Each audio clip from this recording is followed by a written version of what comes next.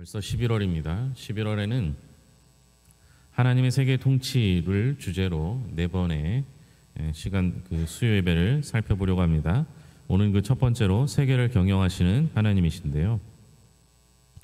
다니엘은 이제 느부갓네살 왕이 꾼 큰 신상 꿈을 해몽하게 되는데요. 느부갓네살 왕이 꿈에서 본 신상은 각 부위와 재료가 어떻게 만들어졌는가 32절부터 33절입니다. 32절, 33절 같이 읽겠습니다. 그 우상의 머리는 순금이요, 가슴과 두팔은 은이요, 배와 넓적다리는 노시요, 그 종아리는 쇠요, 그 발의 얼마는 쇠요, 얼마는 진흙이었더라. 자, 보시면 머리는 뭐로 됐다고요? 머리는 순금, 가슴과 두팔은 은, 배와 넓적다리는 놋, 종아리는 쇠, 발은 얼마는 쇠, 얼마는 진흙, 이렇게 됐다고 하죠. 일단 이 이제 모습은 사람의 모습과 같습니다. 머리와 팔과 다리가 있죠. 가슴과 배가 있고요. 사람의 모습입니다. 사람의 모습이 각각 다른 존재들 그 재료들로 만들어졌는데요. 이건 만들어진 것이다. 이렇게 봤을 때는 우상이라고 보는 게 맞아요. 그러니까 우상으로 만들어졌는데요. 이는 마지막에 신상을 부수는 사람에 닿지 않는 돌이 나오는데 이것과는 완벽하게 대조가 되죠. 신상의 주된 네 재료는요, 금과 은 그리고 놋과 쇠, 철이죠. 금과 음은 화려함을 상징하는 귀금속이고요. 놋과 철은 기물과 무기를 만드는 금속입니다. 이 전체 네 가지 재료가 특징하는 것은 인간의 만들어낸 번영과 힘, 또 그것을 갈망하는 욕망이 녹아져 있는 거죠. 인간이 이룬 번영과 힘의 결정체가 제국이라는 측면에서 신상이 내 제국의 시대를 상징하게 된 것은 적절한 표현인 듯 합니다. 여기서 그러면 금, 머리는 금이라고 했는데요. 이 금은 누구를 뜻하는가? 37절, 38절입니다. 같이 읽겠습니다. 왕이여, 왕은 여러 왕들 중에 왕이시라. 하늘의 하나님이 나라와 권세와 능력과 영광을 왕에게 주셨고 사람들과 들짐승과 공중의 새들 어느 곳에 있는 것을 막론하고 그것들을 왕의 손에 넘기사 다 다스리게 하셨으니 왕은 곧 그 금머리니이다. 금머리는 누구를 뜻한다고요? 왕. 여기서 왕은 느부갓네살 왕인데요. 이 느부갓네살 왕은요, 부왕과 함께 그 당시 최고였던 아수르 제국을 물리치는 일을 합니다.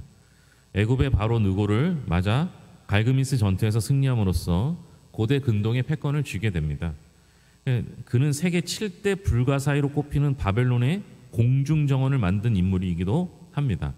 그러니까 이 시기에 바벨론은요, 화려하게 꽃피웠어요. 강력한 힘과 화려한 문화로 전성기를 구가하던 바벨론과 느부갓네살 왕은 가히 금으로 상징되기에 충분합니다. 이 제국을 뜻하는 게 이제 몇 가지가 나와요. 우리 역사에 보면요, 이제 세계사에 보면 아수르 제국, 그죠? 그 다음에 바벨론 제국, 그 다음에 메데와 바사라고 하는 건데요, 페르시아 제국, 이렇게 제국들, 그리고 이제 로마 제국까지 이 제국들이 나와요. 그러니까 그냥 나라가 아니라 제국이에요. 어마어마하게 큰 나라와 나라를 합병한 거죠. 그래서 제국들이 나오는데 이 바벨론 제국 때 가장 번성했던 시기로 느부갓네살 왕 때를 보거든요. 얼마나 화려했겠습니까? 그러니까 금머리, 그러니까 그 시기에 머리 되는 사람이 느부갓네살 왕이었고 그를 표현하는 게 금이었어요. 그만큼 화려했다, 이렇게 말하는 겁니다. 그럼 신상의 다른 부위는 어떤 걸 뜻하는 것일까? 39절 40절입니다. 같이 읽겠습니다. 왕을 뒤이어 왕보다 못한 다른 나라가 일어날 것이요, 셋째로 또 놋 같은 나라가 일어나서 온 세계를 다스릴 것이며, 넷째 나라는 강아기가 쇠 같으리니 쇠는 모든 물건을 부서뜨리고 이기는 것이라. 새가 모든 것을 부수는 것 같이 그 나라가 문나라를 부서뜨리고 찌을 것이며. 그러니까 그 후에는 보세요. 왕 39절에 보면 왕을 뒤이어 왕보다 못한 나라가 일어날 것이요 라고 되어 있어요. 여러분, 이게 상식적으로 안 맞는 얘기예요. 왜냐? 여러분, 그 나라가 그 나라가 없어지기 위해서는 그 나라보다 강한 나라가 나타나서 그 나라를 물리쳐야 되는 거예요. 그렇죠? 이게 상식이잖아요. 아니 강한 나라하고 약한 나라가 있어요? 여기 오늘 말씀의 표현대로라면 강한 나라보다 그보다 못한 나라가 있어요. 어느 나라가 이겨야지 정상이에요? 강한 나라가 이겨야지 정상이잖아요. 그런데 어떻게 해요? 그보다 못한 나라가 덮어버려요. 그러니까 바벨론이 약해서 진 게 아니라 강한데도 더 못한 나라에 지게 된 거예요. 이걸 어떻게 설명할 수 있어요? 여러분 어떻게 생각하세요? 아니 우리보다 강한 사람한테 지면 이해가 돼도 약한 사람한테 지면 이건 이해가 안 되잖아요. 약한 사람한테 졌다, 약한 나라에게 졌다, 그건 필시 누군가의 도움을 받았다 이렇게 볼 수밖에 없겠죠. 우리는 잘 알죠. 예수 믿는 우리들은 그 모든 것이 하나님이 인도하셨고 계획하심이 있었다라는 사실을 알게 되겠죠. 그런데 그 후에 일어난 나라가 결코 약한 나라는 아닙니다. 오늘 표현대로라면 금머리인 느부갓네살 왕이니까 바벨론 왕국을 뜻하죠. 그보다 못한 다른 나라는 은으로 된 가슴과 팔로 상징되는데요. 이건 제가 좀 전에 설명드렸던 메대와 바사, 그러니까 페르시아 왕국을 뜻합니다. 페르시아 왕국도 작은 나라, 약한 나라는 아니죠. 페르시아 제국 아케네메스 왕조의 창건자인 고레스는요, 바벨론 제국을 정복하고 나서 어떻게 하느냐, 유대인들에게 돌아가라, 고국으로 돌아갈 수 있는 정책을, 본토 귀환 칙령을 내리게 됩니다. 그래서 이스라엘 백성들이 바벨론의 포로로 있다가 풀려난 것은 이스라엘의 힘으로 풀려난 게 아니라 고레스의 칙령에 의해서 돌아갈 수 있게 해주는 거예요.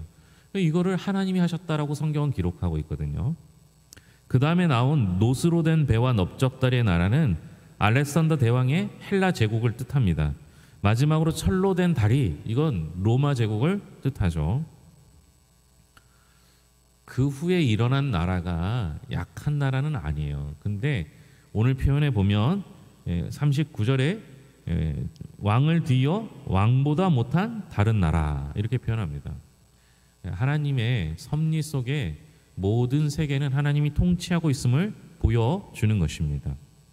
근데 여러분 이 예언을요, 이게 지금 꿈의 해몽을 다니엘이 바벨론 왕인 느부갓네살한테 하고 있어요. 이 내용을 아주 간단하게 축약하면 어떻게 되냐, 왕이여 당신의 나라는 망할 것입니다 이렇게 얘기하는 거예요, 다니엘이. 여러분 이 얘기 하기가 쉽겠어요? 다니엘 입장에서? 다니엘은 포로인 이스라엘 백성이고요, 지금 그를 포로로 삼고 있는 나라 바벨론 왕국의 어마어마하게 강한 느부갓네살 왕, 그에게 이 말을 하는 게 쉬울까요, 어려울까요? 당신 망할 거예요, 이 얘기 못 하는 거예요. 그런데 여러분 다니엘이 처음부터 이 이야기를 할 때, 자 우리 오늘 읽지 않은 앞부분을 보면 나올 텐데요, 다니엘이 처음부터 이 이야기할 때 이 얘기는 내 얘기가 아니라 하나님이 내게 주신 이야기입니다 이렇게 이야기를 하고 시작해요. 그러니까 다니엘 입장에서 뭐예요?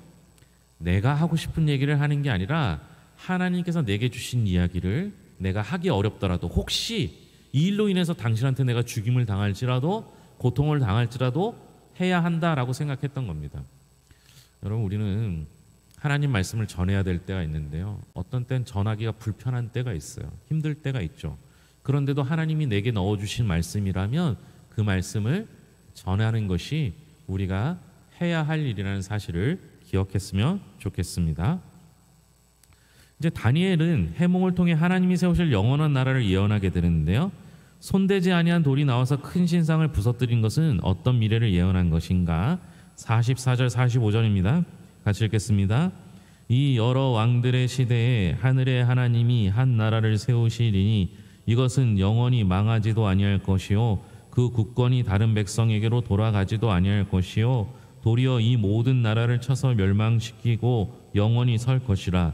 손대지 아니한 돌이 산에서 나와서 새와 녹과 진흙과 은과 금을 부서뜨린 것을 왕께서 보신 것은 그 크신 하나님의 장래일을 왕께 알게 하신 것이라. 이 꿈은 참되고 이 해석은 확실하니이다 하니. 그러니까 어떤 미래를 예언했느냐? 여러 왕들의 시대에 하나님이 영원한 한 나라를 세우시고 그 나라가 이 모든 나라를 쳐서 멸망시키실 미래의 일을 예언했다라는 겁니다. 이게 말이 좀 어려울지 모르지만요. 어렵진 않습니다. 그 45절에 보면 손대지 아니한 돌 나오잖아요. 이 손대지 아니한 돌은 인위적이지 않은 거예요. 예.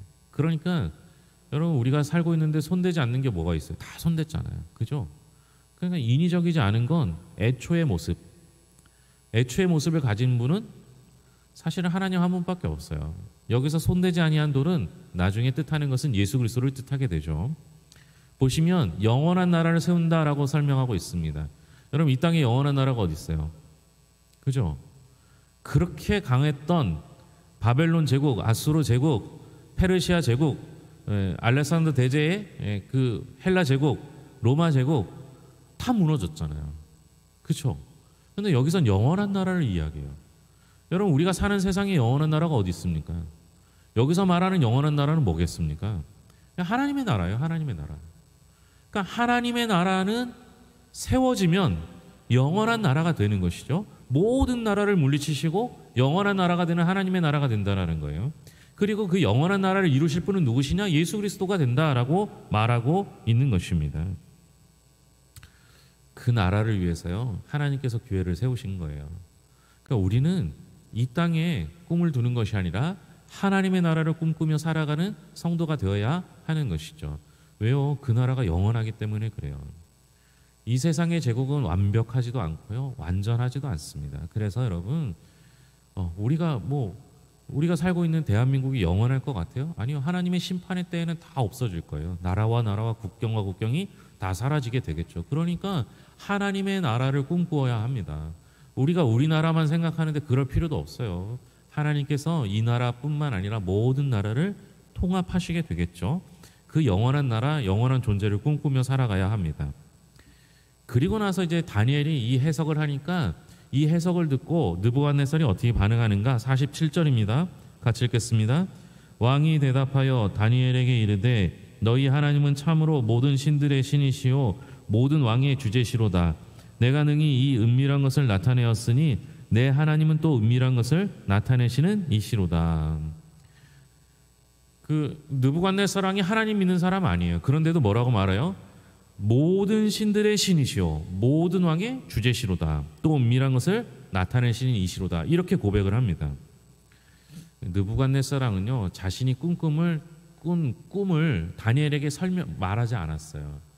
그런데도 다니엘의 입을 통해 그 꿈이 정확하게 묘사되었기 때문에 그는 다니엘의 해몽이 신적 계시인 것임을 알게 되었던 것입니다. 이미 말씀드렸지만 다니엘은 해몽하기 전에요 모든 것이 자신의 지혜가 아니라 오직 하나님께서 알게 하신 것일 뿐임을 분명히 했습니다. 하나님의 종은요 하나님이 알려주신 말씀 가지고 자신의 영광을 꾀해서는 안 됩니다. 마치 이제 목회자를 대언자라고 하거든요. 설교를 대언한다고 해요. 그리고 하나님께서 우리를 성도로 부르시고 우리들에게 지혜를 넣어주실 때가 있거든요. 근데 그거 가지고 자랑하면 안 되거든. 하나님이 주신 거지 내 거 아니잖아요. 그러니까 저는 하나님의 일을 할 뿐입니다. 하나님께서 저를 통해 일하실 뿐입니다. 이렇게 고백하는 게 맞는 거죠. 요즘에는 그런 체험들이 많지는 않으니까요. 예전에는 교회마다 기도하는 분들이 많았고 철야 기도든 기도를 열심히 해서 은사를 체험하는 경우가 많았습니다. 근데 은사 체험한 분들이 대부분 끝이 좋지 않았어요. 왜 그렇습니까? 처음에는 그게 하나님 주신 거라고 믿었는데요. 시간이 지나면 지날수록 그게 자기 자랑이 되고 자기 영광이 되고 자기 돈벌이가 되니까 끝이 좋지 않더라고요. 여러분 우리는요 하나님께 받은 사람이죠. 우리 게 애초에 없어요. 다니엘은 분명히 알았어요. 여러분 다니엘이 우리가 생각하기에 신앙도 뛰어나고 능력도 있고 이렇게 생각하잖아요. 근데 느부갓네살 왕 입장에서 보면요 다니엘은 그냥 포로 청년 중에 한 명이에요. 아무것도 아닌 존재예요. 여러분 왜 다니엘을 포로 중에 쓰셨을까요? 하나님께서 그를 통해서 일하실 때 아무것도 아닌 존재를 통해 일하시게 하는 거예요. 우리가 보니까 다니엘이 큰 존재로 보일지 모르지만 그 동네 모든, 그 나라 모든 사람, 그 주변의 사람들이 다니엘 보기에는요 초라하기 그지 없었어요. 그런데 그를 사용하시는 분은 하나님이시거든요. 하나님께서 그를 일으키셔 세우셨잖아요. 왜 우리를 이렇게 괴산에 있는 작은 교회에서 섬기게 하셨을까요? 여러분들이 겸손하게 하나님의 일들을 이루라고 하신 거예요. 우리는 작지만요 하나님은 작지 않으시잖아요. 우리는 부족하지만요 우리 하나님은 충분하시잖아요. 겸손한 자가 되어서 하나님의 영광을 가로채지 말고 하나님의 영광을 전하는 자가 되어야 할 것입니다. 이후에 느부갓네살왕은 다니엘뿐만 아니라 세 명의 친구를 잘 대합니다. 어떻게 대하는지 봅시다. 49절입니다. 같이 읽겠습니다. 48절 49절 다 보겠습니다. 왕은 이에 다니엘을 높여 귀한 선물을 많이 주며 그를 세워 바벨론 온 지방을 다스리게 하며 또 바벨론 모든 지혜자의 어른을 삼았으며 왕이 또 다니엘의 요구대로 사드락과 메삭과 아벳느고를 세워 바벨론 지방의 일을 다스리게 하였고 다니엘은 왕궁에 있었더라. 먼저 다니엘은 귀한 선물을 많이 주고 바벨론의 온 지방을 다스리게 하고 어른으로 삼습니다. 그리고 다니엘의 요구대로 새 친구를 세워 지방의 일들을 관여하게 합니다. 하나님께서는 예레미야 선지자를 통해 바벨론의 침공과 유다의 멸망을 예고하셨습니다. 하지만 그 가운데서도 백성들을 지키시고 번성케 하실 것을 약속하셨을 뿐만 아니라 이스라엘 백성이 기도할 때 바벨론 나라와 그 모든 백성의 삶이 평안할 것이다 라고 이미 이야기를 합니다. 이게 다 예레미야에 나오는 얘기예요. 하나님은 약속대로 다니엘의 기도를 통해 왕의 진노를 잠재우셨고 바벨론의 모든 지혜자의 생명을 건지심으로 왕국과 자기 백성을 평안케 하셨습니다. 지금 이스라엘이요 바벨론의 포로로 있어요. 바벨론이 잘 되는 게 좋을까요? 못 되는 게 좋을까요? 네? 왜 못 되는 게 좋아요? 그냥 단순히 생각하면 바벨론이 멸망해야지 이스라엘 풀려날 거잖아요. 그런데 그 과정에서 문제가 생길 수가 있어요. 그 과정에서 만약 전쟁으로 인해 무너지잖아요. 그러면 이스라엘 백성도 이미 전쟁을 통해 침공당해서 진 거거든요. 그런데 바로 또 바벨론이 무너진다? 그럼 또 전쟁을 통해서 하면요 여러분 포로된 이스라엘 백성들을 앞장세울 거 아니에요. 그러면 이스라엘 백성은 또 죽는 거예요. 점점 수가 줄어들겠죠. 근데 하나님께서는 바벨론이라는 강대국에다가 이스라엘을 품게 하심으로 말미암아 이스라엘 백성들 중에 포로로 바벨론에 간 사람들이 이렇게 다니엘과 사드락 메삭과 아벳느고 같이 지혜를 배우게 하고 학문을 배우게 하고 그곳에서 번성케 함으로 인해서 그들에게 또다시 힘을 주셔요. 마치 하나님께서 애굽 바로 왕 밑에 이스라엘 백성들을 포로로 보내셨던 것처럼 그로 인해서 이스라엘 백성들이 번성케 하여 출애굽하게 하신 것처럼 이렇게 만드시는 거예요. 이게 하나님의 방법이에요. 우리는 잘 이해할 수가 없는 거예요. 아유, 포로에서 빨리 좀 구해주시지 이렇게 이야기할 수 있을지 모르지만 그러나 하나님은 하나님의 방법대로 일하시고 그것을 통해서 이미 약속하신 대로 이스라엘을 번성케 하십니다. 이게 하나님의 방법이죠. 그러니 여러분 오늘 우리가 고생해도요 그게 하나님의 방법이에요. 오늘 우리가 번성해도요 그게 하나님의 방법이에요. 하나님께서 어떻게 하실지 우리는 다 이해하지 못하잖아요. 하나님이 때를 따라 일하시고 하나님이 가장 필요한 때에 부르시고 하나님께서 우리에게 가장 필요한 것들을 채우십니다. 우리는 내일을 모르기 때문에 이것이 내게 가장 좋은 때인지 가장 좋은 시기인지 가장 좋은 것인지 모를 뿐이에요. 그런데 우리 하나님은 다 아시잖아요. 여러분 하나님께서 세계를 통치하신다고 믿으십니까? 우리 하나님은 세계를 통치하셔요. 믿으셔요? 그 세계를 통치하시는 분이 왜 나를 통치하지 않으시겠습니까? 아니 우리 하나님은 세계를 통치할 만한 능력이 있는 분이신데 나 정도는 그냥 우습게 통치하지 않으시겠어요? 우리 하나님은 그렇게 통치하시는 분이에요. 하나님이 나를 계획하시고 이끄시고 나와 함께 하세요. 나를 그렇게 이끄신단 말이에요. 그러니까 내가 지금 고생하는 거, 평안한 거, 즐거운 거, 슬픈 거 모든 과정을 하나님께서 통치하신다고 믿는다면 그 통치함에 따르는 우리 하나님을 주인으로 삼고 나는 그의 백성, 그의 종, 그의 자녀로 살아가면 되는 겁니다. 제국의 운명을 결정하시는 분은 하나님이세요. 이미 다 계획해 놓으셨어요. 오늘 말씀대로라면, 그죠? 아수르, 바벨론, 페르시아, 그다음에 헬라, 로마, 이 제국대로 차근차근 가게 하셔요. 하나님은 이미 다 계획해 놓으신 거예요. 결국 하나님이 온 세상을 통치하십니다. 이걸 아는 사람과 모르는 사람의 삶은 완전히 달라질 수밖에 없겠죠. 다니엘로 인해서 느부갓네살 왕은 하나님을 찬양하게 되었습니다. 여러분, 내가 예수 잘 믿어서요, 내 주변에 있는 사람이, 예수 안 믿는 사람이 하나님을 찬양하게 되는 역사가 일어나야 합니다. 제가 우리 교회 와서 꼭 듣고 싶은 얘기가 있었는데요. 여기 오기 전에, 여기는 이제 우리만 사니까요, 여기 오기 전에 있을 때는 그 동네에 우리 교회 주변에 몇 분이 사셨잖아요. 이분들이 아주 다 대단한 분들만 거기 골목에 모아놨어요. 뭐 하여튼에 고집은, 저도 한 고집한데 그분들도 막 대단해요. 그런데 제가 한 7, 8년 지난 다음에요, 거기 있는 분들이 뭐 모여서 고기 먹잖아요. 그럼 저한테 전화를 하세요. 목사님 와서 고기 먹어, 이렇게 전화해요. 어떤 분은요, 저한테 다른 사람한테, 다른 사람이 저를 누구세요? 이렇게 물어보니까 제가 대답하기 전에 우리 옆집에 사시던 분이었는데요, 몰라? 우리 목사님이야, 이러더라고요. 우리 교회 안 다니시거든요. 절 다니시는 분이에요. 절에 총무까지 하시는 분이에요. 저는 그 얘기를 듣는데요, 막 소름 끼치더라고요.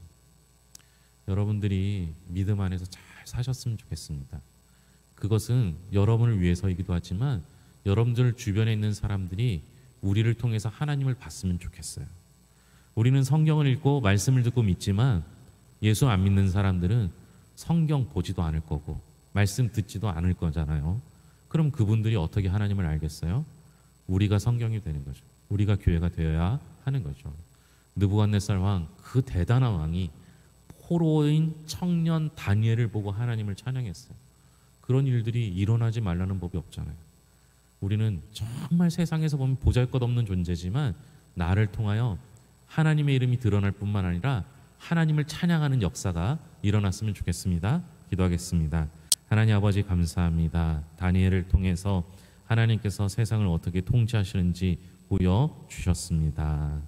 아버지, 붙잡아 주셔서 하나님의 통치하심을 우리도 알고 예수 안 믿는 사람도 알 수 있도록 우리를 사용하여 주시옵소서.